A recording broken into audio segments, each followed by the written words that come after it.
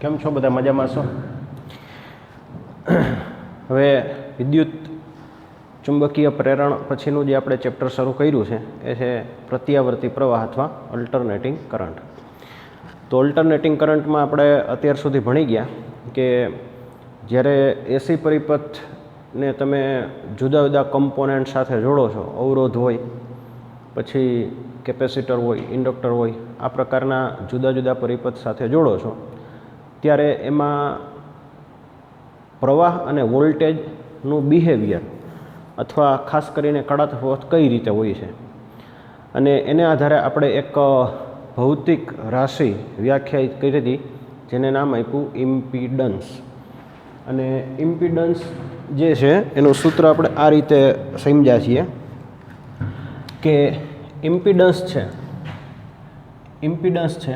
એને આપણે આ રીતે સમજાવ્યું હતું કે ઝેડ બરાબર under root r² plus XC minus XL નો સ્ક્વેર. તો આટલું જે પદ છે આ પદ આને આપણે એસી પરિપથનો ઇમ્પિડન્સ કહીએ છીએ. એટલે ઇમ્પિડન્સમાં ત્રણ વસ્તુ આવે છે. આર મતલબ અવરોધ, XC મતલબ કેપેસિટિવ રિએક્ટન્સ અને XL મતલબ ઇન્ડક્ટિવ રિએક્ટન્સ. બીજું કે આમાં જે મહત્તમ વિદ્યુત પ્રવાહ છે અથવા જેને તમે પ્રવાહનો કંપ વિસ્તાર કહો છો, બરાબર, મહત્તમ વિદ્યુત પ્રવાહ અથવા પ્રવાહનો કંપ વિસ્તાર કેટલો હોય? મહત્તમ વોલ્ટેજના છેદમાં ઇમ્પિડન્સ, અહીંયા ઝેડની કિંમત આટલી છે. તો હવે આના માટે આપણે સમજવાની છે એક ઘટના જેને અનુનાદ અથવા રેઝોનન્સ કહેવાય. અનુનાદ અથવા રેઝોનન્સ. તો પ્રશ્ન આપણો આ રીતે છે કે LCR શ્રેણી એસી પરિપથ માટે અનુનાદ સમજાવો અથવા અનુનાદની ઘટના સમજાવો. તો સિમ્પલ હું તમને અનુનાદ સમજાવું તો અને આ રીતે જુઓ, સાંભળો ધ્યાનથી. ધારો કે આપણી પાસે ત્રણ જુદા જુદા સદિશો છે, બરાબર, અને ત્રણેય સદિશો આ રીતે છે, આ રીતે. તો આ પહેલો સદિશ, આ બીજો અને ત્રીજો. ધ્યાનથી જુઓ, આ બે પરસ્પર કેવા છે? વિરુદ્ધ છે. આ અને આ બે પરસ્પર કેવા છે? વિરુદ્ધ છે. હવે જો આ બેના મૂલ્ય સરખા થઈ જાય, આનું અને આનું મૂલ્ય સરખું થઈ જાય તો આ બે એકબીજાને શું કરે? કેન્સલ કરી નાખે. ધારો કે હું એમ કહું કે આની કિંમત 20 છે અને આની કિંમત 20 છે, તો આ બંનેની અસરકારકતા નાબૂદ થઈ ગઈ. તો હવે આ એક જ સદિશ આપણા જવાબમાં બાકી રહેશે. તો અનુનાદમાં કંઈક આવું જ છે. જો ધ્યાનથી જુઓ કે અહીંયા કેપેસિટિવ રિએક્ટન્સ અને ઇન્ડક્ટિવ રિએક્ટન્સ આ આપણે ભણી ગયા કે પરસ્પર વિરુદ્ધ કળામાં છે. ઇન્ડક્ટર અને કેપેસિટર પરસ્પર વિરુદ્ધ કળામાં છે. હવે જો આ બેની કિંમત સરખી થઈ જાય, કોની? XC અને XL, આ બેની કિંમત સરખી થઈ જાય તો જવાબમાં માત્ર શું આવશે? R આવશે. તો આને આપણે આ રીતે સમજાવીએ. જો કે મહત્તમ પ્રવાહ કેટલો છે? મહત્તમ પ્રવાહ એટલે મહત્તમ વોલ્ટેજના છેદમાં ઇમ્પિડન્સ. અને ઇમ્પિડન્સની કિંમત આપણે અહીંથી લખી નાખી. ઇમ્પિડન્સ માટે જે કેપેસિટિવ રિએક્ટન્સ છે એનું સૂત્ર છે 1/ωc અને ઇન્ડક્ટિવ રિએક્ટન્સ છે એનું સૂત્ર છે ωL. હવે ઓમેગામાં ફેરફાર કરવામાં આવે, ઓમેગામાં ફેરફાર કરવામાં આવે અને ઓમેગામાં ફેરફાર કરી અને એક નિશ્ચિત આવૃત્તિ કે જેને આપણે ω0 સંજ્ઞા આપશું, એના માટે કેપેસિટિવ રિએક્ટન્સ અને ઇન્ડક્ટિવ રિએક્ટન્સ આ બે કેવા થઈ જાય? સરખા. હવે જો આ બે સરખા થાય, તો અહીંયા r² પ્લસ 0 સ્ક્વેર આવે, એનો મતલબ Z બરાબર R થઈ ગયા. તો ઇમ્પિડન્સ લઘુત્તમ બને છે. ઇમ્પિડન્સ એટલે આપણે આને સંજ્ઞા શું આપી છે? Z. ઇમ્પિડન્સનો મતલબ થયો Z, લઘુત્તમ બને છે. આ જે ઘટના છે એને અનુનાદ કહેવાય અને જે આવૃત્તિ છે એને અનુનાદ આવૃત્તિ કહેવાય. તો ફરીથી હું કહું છું, જો ઇમ્પિડન્સમાં કાયદેસર ત્રણ વસ્તુ હોય. એક R², પછી XC માઇનસ XL સ્ક્વેર. ઓમેગાની કિંમત આપણે બદલાવતા ગયા અને એક આવૃત્તિ એવી મળી કે જેના માટે કેપેસિટિવ રિએક્ટન્સ અને ઇન્ડક્ટિવ રિએક્ટન્સ આ બેયની કિંમત સરખી થઈ ગઈ. આ બેયની કિંમત સરખી થવાથી ઝેડની કિંમત લઘુત્તમ બની, મતલબ ઇમ્પિડન્સ બરાબર આર થઈ ગયું. તો આ જે ઘટના છે આ ઘટનાને રેઝોનન્સ અથવા અનુનાદ કહેવાય. હવે બીજી વસ્તુ, આ બેયની કિંમત સરખી છે, કેપેસિટિવ રિએક્ટન્સ અને ઇન્ડક્ટિવ રિએક્ટન્સની કિંમત સરખી છે. તો આને આપણે લખી શકીએ 1/ωc બરાબર ઓમેગા એલ. ઓમેગાને અલગ કરો, એલને અહીંયા લઈ લ્યો તો 1/LC બરાબર ઓમેગા સ્ક્વેર અથવા ઓમેગા બરાબર 1/√LC. હવે અનુનાદની ઘટના માટે એક વિશિષ્ટ સંજ્ઞાનો ઉપયોગ કરવામાં આવે છે. તો અનુનાદની ઘટના માટે અહીંયા જે આ આવૃત્તિ છે એની સંજ્ઞા આપણે ઓમેગા 0 વાપરશું. તો આ જે છે એ ખૂબ જ અગત્યનું સૂત્ર છે. દાખલા માટે, MCQ માટે ખૂબ જ અગત્યનું સૂત્ર છે કે અનુનાદની આવૃત્તિ માટે ઓમેગા 0 એનું સૂત્ર થાય 1/√LC. તો ઓમેગા 0 બરાબર 1/√LC. આ સૂત્ર દાખલા માટે ખાસ યાદ રાખજો. હવે અહીંયા એક વસ્તુ જુઓ, અનુનાદની આવૃત્તિ છે એ અવરોધ ઉપર આધારિત નથી. આના જવાબમાં ક્યાંય આર નથી આવતો. હું તમને એટલા માટે કહું છું કે અનુનાદની આવૃત્તિ છે ને બે વસ્તુ ઉપર આધારિત છે. કઈ બે વસ્તુ? એલ એટલે ઇન્ડક્ટર ને સી એટલે કેપેસિટર. ધારો કે હું તમને થોડાક આંકડાકીય માહિતી સમજાવું. કેપેસિટન્સ એનું મૂલ્ય 9 ગણું કરો, કેપેસિટન્સનું મૂલ્ય 9 ગણું કરો તો અનુનાદની આવૃત્તિ ત્રીજા ભાગની થઈ જાય. ઇન્ડક્ટન્સ એનું મૂલ્ય 25 ગણું કરો તો અનુનાદની આવૃત્તિ 5મા ભાગની થઈ જાય. પણ અવરોધ છે એ આના ઉપર અસર ન કરે. એટલે બોર્ડમાં 1-2 વખત આ પ્રકારના MCQ પૂછાયેલા છે. MCQ આ રીતે હોય કે અવરોધનું મૂલ્ય 4 ગણું કરવામાં આવે તો અનુનાદની આવૃત્તિમાં શું ફેરફાર થાય? તો ધારો કે એમાં વિકલ્પ હોય કે 2 ગણું થાય, 4 ગણું થાય, 3 ગણું થાય અથવા અચળ રહે. તો આપણો જવાબ આવશે અચળ રહે છે.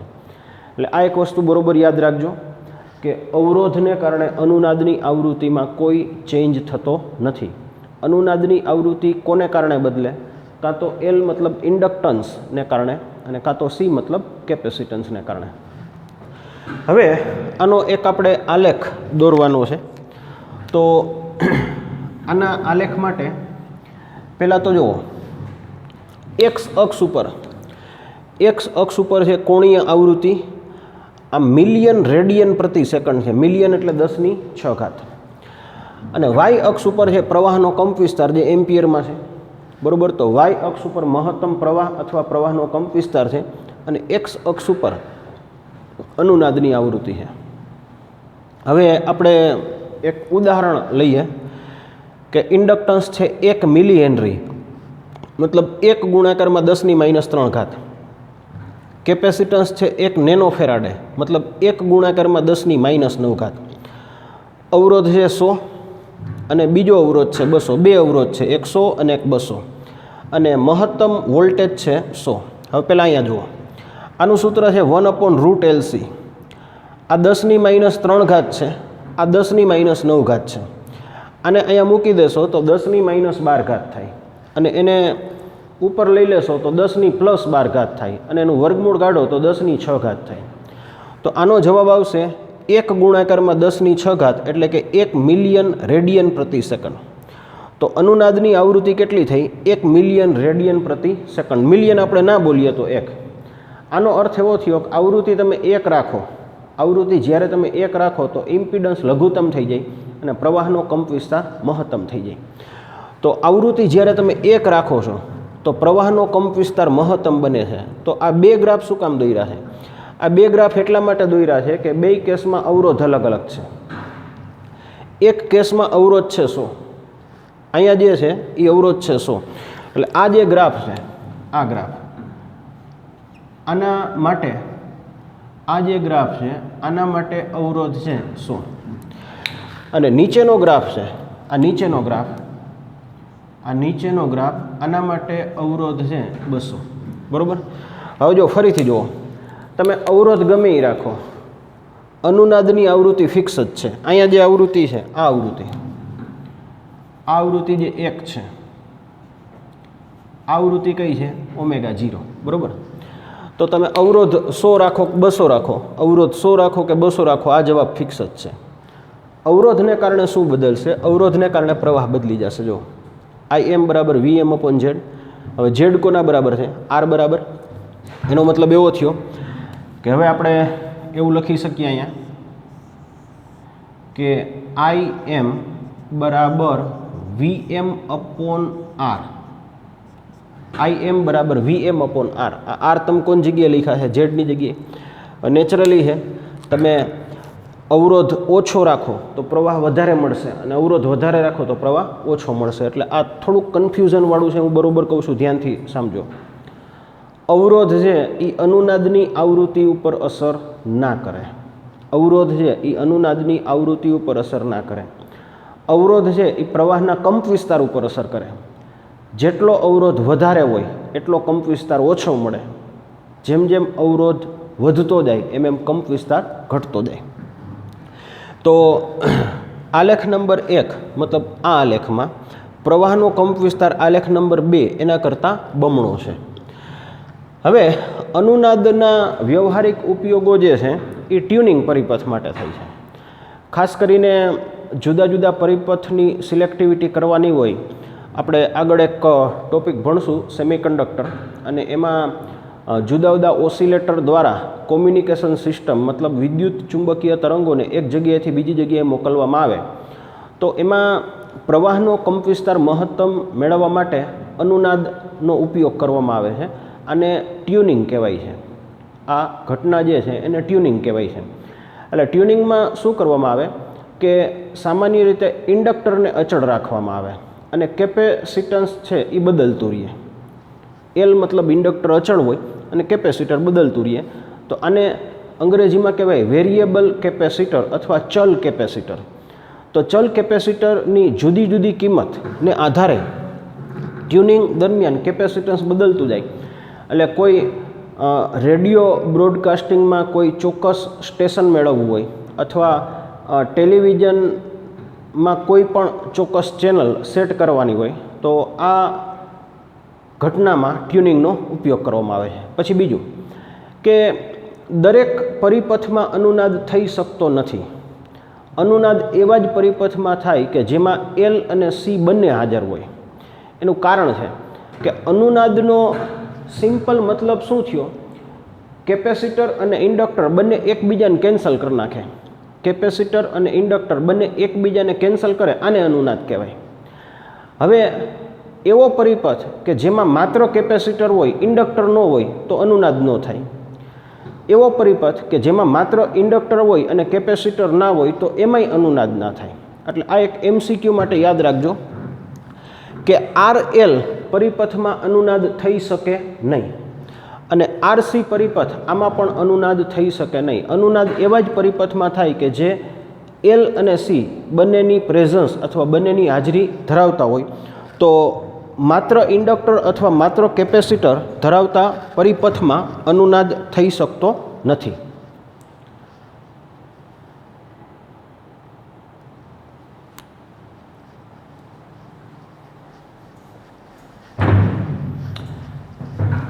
હવે પ્રશ્ન નંબર 13 એમાં આપણે એવું કીધું છે કે અનુનાદની જે ઘટના છે એમાં ક્વોલિટી ફેક્ટર અથવા ક્યુ ફેક્ટર, ક્વોલિટી ફેક્ટર અથવા ક્યુ ફેક્ટર અને એની બેન્ડ વિડ્થ, આ બે વસ્તુ મેળવવા.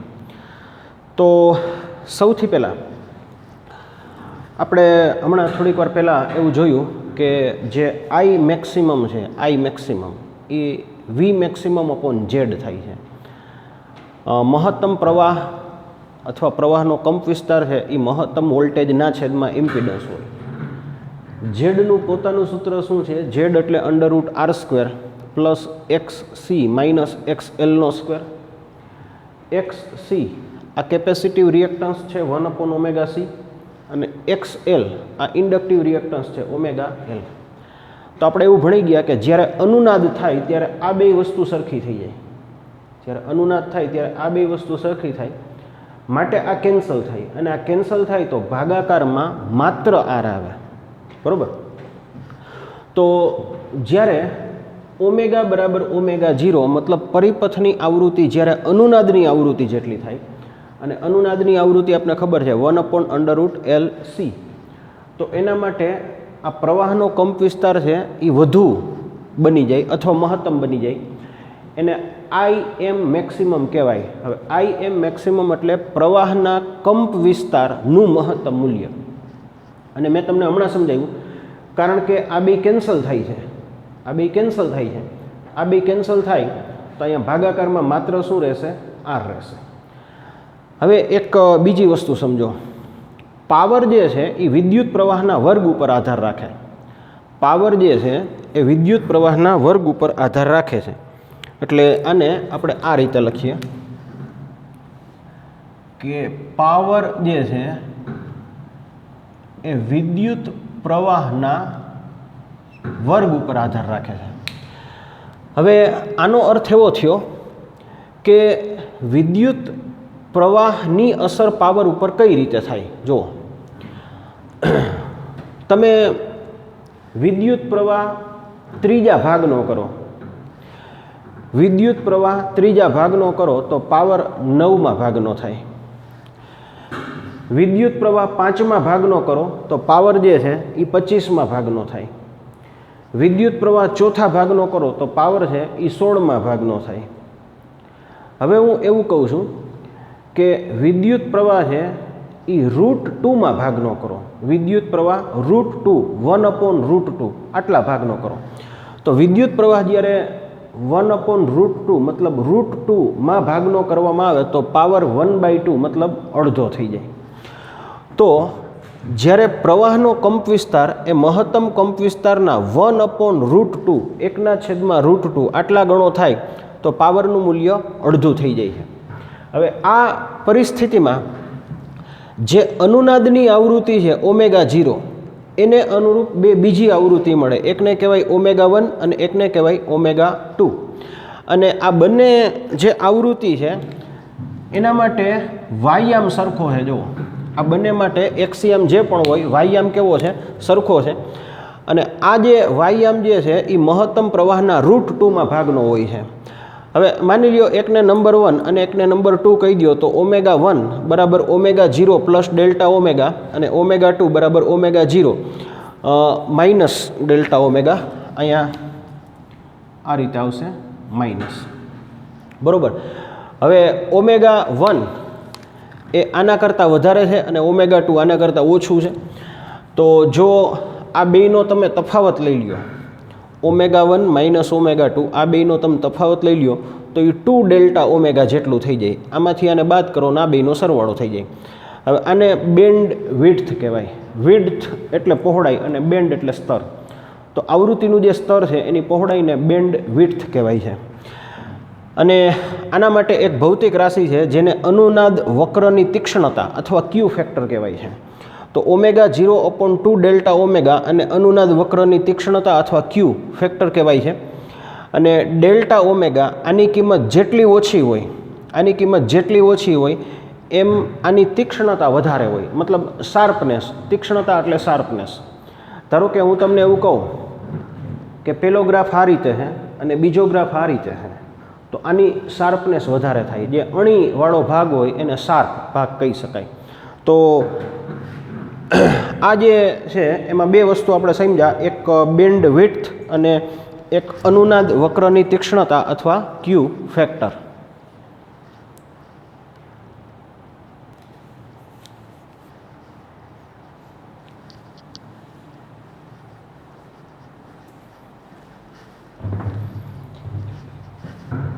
હવે આપણે આગળના પ્રશ્નમાં એવું કીધું છે કે જે LCR શ્રેણી એસી પરિપથ છે એના માટે જે આવૃત્તિનો તફાવત છે મતલબ બેન્ડ વિડ્થ છે ડેલ્ટા ઓમેગા, એનું સૂત્ર મેળવો. હવે આમાં થોડીક ગણતરી વધારે છે એટલે જરા ધ્યાનથી સમજજો. આપણે હમણાં એવી ચર્ચા કરી કે જે અનુનાદની આવૃત્તિ છે ઓમેગા 0, અનુનાદની આવૃત્તિ છે ઓમેગા 0, તો એનો જે ગ્રાફ છે એમાં બે પ્રકારની આવૃત્તિ મળે, એક ઓમેગા 1 અને એક ઓમેગા 2. જો ઓમેગા 1ને ધ્યાનમાં લ્યો તો એ ઓમેગા 0 પ્લસ ડેલ્ટા ઓમેગા છે, અને ઓમેગા 2ને ધ્યાનમાં લ્યો તો ઓમેગા 0 માઇનસ ડેલ્ટા ઓમેગા છે. અત્યારે આપણે ઓમેગા 1ને ધ્યાનમાં લઈએ તો ઓમેગા 1 કેટલા છે? Omega 0 plus delta omega. અને આ કેસમાં જે વિદ્યુત પ્રવાહ છે એ પ્રવાહના કંપવિસ્તારના મહત્તમ મૂલ્યનો √2મો ભાગ હોય, મતલબ 1/√2. તો આ જે પ્રવાહ છે એ પ્રવાહના કંપવિસ્તારના મહત્તમ ભાગના √2માં ભાગનું હોય. હવે આપણે એટલી ખબર છે કે પ્રવાહનો જે કંપવિસ્તાર છે એ Vm/Z હોય. Vmના છેદમાં ઇમ્પિડન્સ, Vmના છેદમાં ઇમ્પિડન્સ. પ્રવાહની કિંમત અહીંથી મૂકી દો, આ પ્રવાહની કિંમત અહીંથી મૂકી દીધી તો 1/√2 અને પ્રવાહના કંપવિસ્તારનું મહત્તમ મૂલ્ય. જમણી બાજુ જે આવૃત્તિ તમે પસંદ કરી છે એ આવૃત્તિ કાં તો ઓમેગા 1 હોય અને કાં તો ઓમેગા 2 હોય. અત્યારે જે આવૃત્તિ આપણે પસંદ કરી છે એ ઓમેગા 1 છે. હવે એક અહીંયા બીજું કન્ફ્યુઝન આપણે થઈ શકે કે ગણિતની ભાષામાં x માઇનસ વાયનો વર્ગ અને y માઇનસ એક્સનો વર્ગ, આ બે મૂલ્ય સરખા જ કહેવાય. ધારો કે આનું તમે વિસ્તરણ કરો આનું તો x² minus 2xy plus y² થાય, અને આનું વિસ્તરણ કરો તો y² minus 2xy plus x² થાય. હું તમને એટલા માટે કહું છું કારણ કે આમાં બે શક્યતાઓ છે. તમે આ રીતે લખી શકો ઓમેગા L માઇનસ 1/ωc², એક પદ્ધતિ આ છે.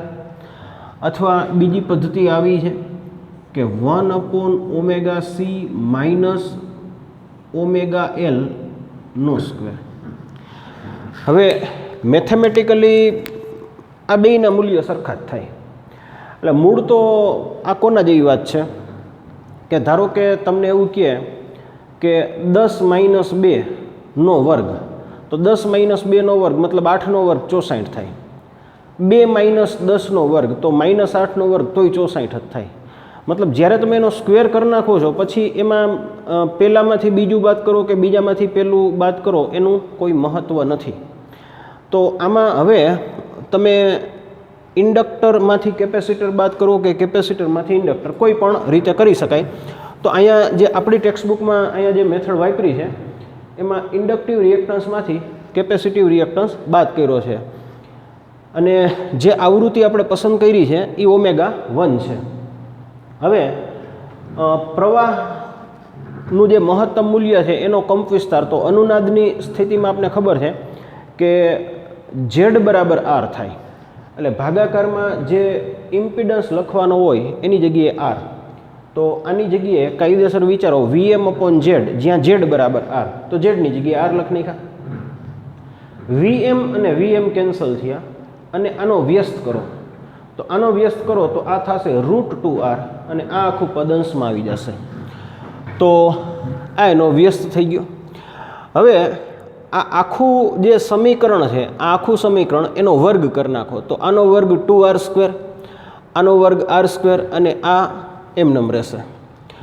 2R² માઇનસ R² મતલબ R² જમણી બાજુ કોઈ ચેન્જ નથી. અને આ આખા પદનું વર્ગમૂળ કાઢો તો R²નું વર્ગમૂળ આ થાય, R²નું વર્ગમૂળ R થાય, અને આને આપણે એમનેમ લખી નાખ્યા.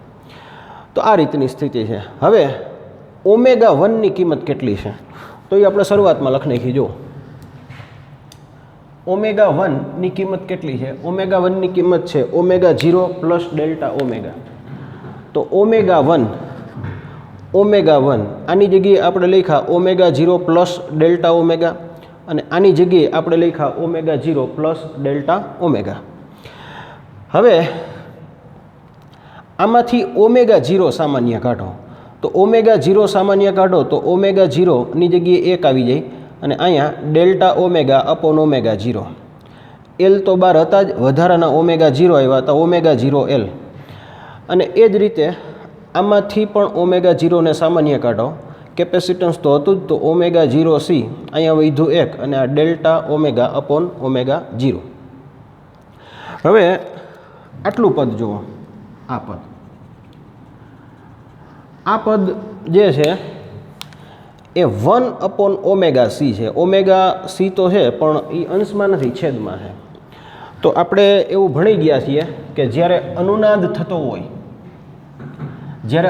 થતો હોય તો અનુનાદની આવૃત્તિનું સૂત્ર એવું છે કે ω02 બરાબર 1/LC.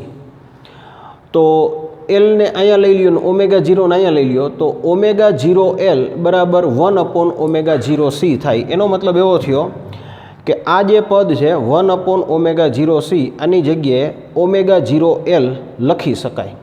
આ જે પદ છે એ 1/ω0C આની જગ્યાએ ω0L લખી શકાય. તો આની જગ્યાએ આપણે શું લખ્યું છે? ω0L. બાકીના પદ એમનેમ છે. પછી આ જે પદ છે એના જેવું જ પદ અહીંયા છે પણ એ છેદમાં છે. એને આપણે અંશમાં લેવું હોય તો એના જે ઘાતાંક છે એને આપણે -1 કરી નાખશું. આના ઘાતાંકને આપણે -1 કરી નાખશું.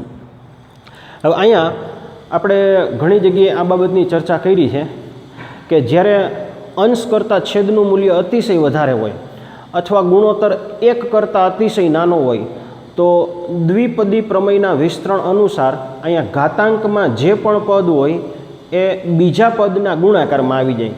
હવે અહીંયા ધ્યાનથી જુઓ કે ઘાતાંકમાં જે પદ છે એ -1 છે એ બીજા પદના ગુણાકારમાં આવી જશે. આ પદ 1 + Δω/ω0 છે તો એના ગુણાકારમાં -1 આવી જશે. -1 એટલે આ -1 અહીંયા આવી ગયા. હવે ω0L નો ગુણાકાર 1 થી ω0L નો ગુણાકાર 1 થી તો આનું પહેલું અને ત્રીજું પદ એકબીજાને કેન્સલ કરી નાખે, મતલબ એ લખવાની જરૂર નથી. હવે આનો ગુણાકાર આનાથી તો ω0L Δω/ω0 અને આનો ગુણાકાર આનાથી તો આ માઇનસ પ્લસ થઈ જશે. તો ω0L ω0 બરાબર. તો x + x 2x થાય. આ બેનો સરવાળો કરી નાખો. આનો સરવાળો આનાથી તો આ ડબલ થઈ જશે. ω0 ને ω0 કેન્સલ થઈ ગયા. ω0 કેન્સલ થઈ ગયા. આપણે સૂત્રનો કરતાં ડેલ્ટા ઓમેગાને બનાવવાનો છે તો ડાબી બાજુ વધ્યું છે 2L. ડાબી બાજુ 2L વધ્યું છે એને ભાગાકારમાં લઈ લ્યો તો R/2L. હવે આ જે સૂત્ર છે આ સૂત્ર ઘણી જગ્યાએ દાખલામાં અને MCQમાં આવશે તો આ યાદ રાખજો કે ડેલ્ટા ઓમેગા બરાબર R/2L. તો આ જે છે એ અનુનાદ વક્ર માટે ડેલ્ટા ઓમેગાનું સૂત્ર છે. આમાં મેં કીધું એ પ્રમાણે કે આની ગણતરી થોડીક ધ્યાનથી કરજો કારણ કે આમાં થિયરીનું કોઈ વર્ણન નથી. આમાં થિયરીનું કોઈ ખાસ વર્ણન નથી. આનું મેથેમેટિકલ જે કેલ્ક્યુલેશન છે, ગણતરી છે, એ જ તમારે વધારે કરવાની છે. ટૂંકમાં આખી વસ્તુ તમને કહી દઉં છું કે આપણી પાસે જે અનુનાદ વક્ર હતો એની બે આવૃત્તિ હતી, એક ω1 અને એક ω2. ω2માં બાદબાકી થાય છે, ω1માં સરવાળો થાય છે. તો અહીંયા આપણે સરવાળાની આવૃત્તિ લીધી છે અને આ કેસમાં જે પ્રવાહ છે એ પ્રવાહનો મહત્તમ કંપવિસ્તાર છે એના √2માં ભાગનો હોય. પ્રવાહનો મહત્તમ કંપવિસ્તાર એના √2માં ભાગનો હોય. પ્રવાહ જોતો હોય તો વોલ્ટેજના છેદમાં ઇમ્પિડન્સ, આ કિંમત ઝેડની છે. અહીં જે કિંમત છે એ ઝેડની મતલબ ઇમ્પિડન્સની છે. હવે ડાબી બાજુ જે પ્રવાહ છે એ પ્રવાહના મહત્તમ કંપવિસ્તારનો √2મો ભાગ છે. આ બે કેન્સલ થઈ ગયા. આનો વ્યસ્ત કરી નાખો અને વર્ગ કરી નાખો. આ જે પદ છે એનો વ્યસ્ત અને વર્ગ બે કરી નાખો અને એનું સાદરૂપ આપી દો તો તમને આ પ્રકારનું સૂત્ર મળશે. ω1ની બંને કિંમત લખી નાખો અને એમાંથી ω0 સામાન્ય લઈ લ્યો. આ જે પદ છે આ પદ છે 1/ω0C. તો 1/ω0C એ ω0L બરાબર થઈ જાય. તો અહીંયા ω0L લખી નાખ્યા. આ પદ છેદમાં છે એને તમે અંશમાં લઈ લેશો એટલે એના ઘાતાંક થઈ જશે -1. અને સન્નિકટ મૂલ્ય, એપ્રોક્સિમેટ મૂલ્ય કહેવાય. ઘાતાંકમાં -1 છે એને ગુણાકારમાં લઈ લ્યો તો ઘાતાંકમાં -1 છે એ ગુણાકારમાં લઈ લ્યો. આનું વિસ્તરણ કરો તો બેયનું પહેલું પદ કેન્સલ થઈ જશે. આનું પહેલું પદ તો આ બે કેન્સલ થઈ જશે. આનો ગુણાકાર આનાથી માઇનસ પ્લસ. આ બેયનો સરવાળો કરો એટલે ડબલ થઈ જાય. એમાં ω0 કેન્સલ થઈ જશે. ડેલ્ટા ઓમેગાને સૂત્રનો કરતા બનાવો તો ડેલ્ટા ઓમેગા તમને R/2L મળશે. તો આજના લેક્ચરમાં કોઈ એક્ઝામ્પલ નથી, દાખલા નથી, થિયરીના આટલા પ્રશ્ન જે છે એ હોમવર્કમાં લખી નાખજો. તો નેક્સ્ટ લેક્ચરમાં અહીંથી પાછા કન્ટિન્યુ કરશું. બરાબર? Thank you.